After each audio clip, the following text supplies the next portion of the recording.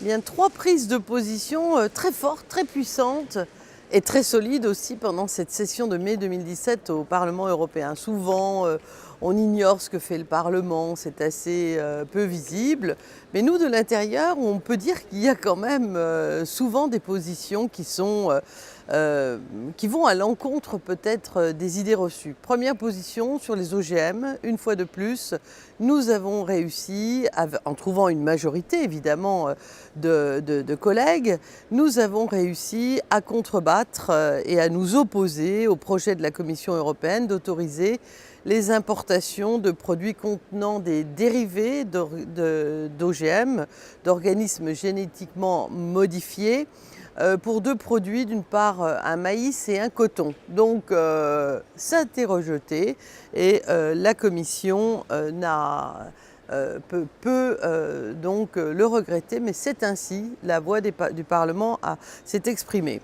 Deuxième position forte, c'est lorsque nous avons rejeté pendant cette session de mai 2017 à nouveau la liste dite noire des États exposés au blanchiment de capitaux, car nous souhaitons qu'elle soit mieux établie, qu'elle soit surtout élaborée en toute indépendance et qu'aucun État qui peut être suspecté d'abriter des activités relevant soit du blanchiment de capitaux, soit d'évasion fiscale, soit aussi de financement du terrorisme ne passe entre les mailles du filet.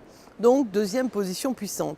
Et puis, troisième point de puissance du Parlement européen, certes dans une résolution, mais qui marque quand même largement les lignes à ne pas dépasser, c'est la résolution à propos donc de la Hongrie et de ce que M. Orban mijote tous les jours en ce qui concerne les éléments de détérioration de l'état de droit, les lois qui sont controversées et qui entrent donc en contradiction avec le socle européen. Et donc en mettant un système un petit peu de pression en place, en considérant que les fonds de l'Union européenne destinés à la Hongrie doivent être placés sous surveillance. Et surtout, l'élément déterminant qui est juridique, mais dont je veux vous faire part, c'est le déclenchement de l'article 7 du traité. En ayant obtenu une majorité sur cette résolution, le début de la procédure de rappel à l'ordre de la Hongrie si elle ne rentre pas dans le cadre auquel elle a souscrit, évidemment en adhérant à l'Union européenne. Personne ne l'y a contrainte, mais chaque État membre et chaque citoyen a droit à ce que tous nous respections les mêmes bases. Et l'article 7, qui a été évoqué bien sûr très largement dans cette résolution, peut permettre à l'Union européenne de supprimer le droit de vote de la Hongrie dans les décisions, bien sûr, du Conseil.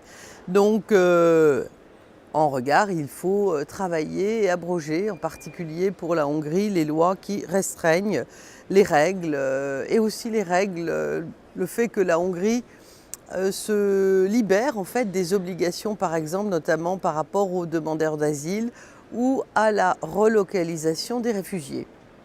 On ne peut pas avoir le beurre, l'argent du beurre, le sourire de la crémière et refuser tout ce qui entre dans les obligations aussi face au droit.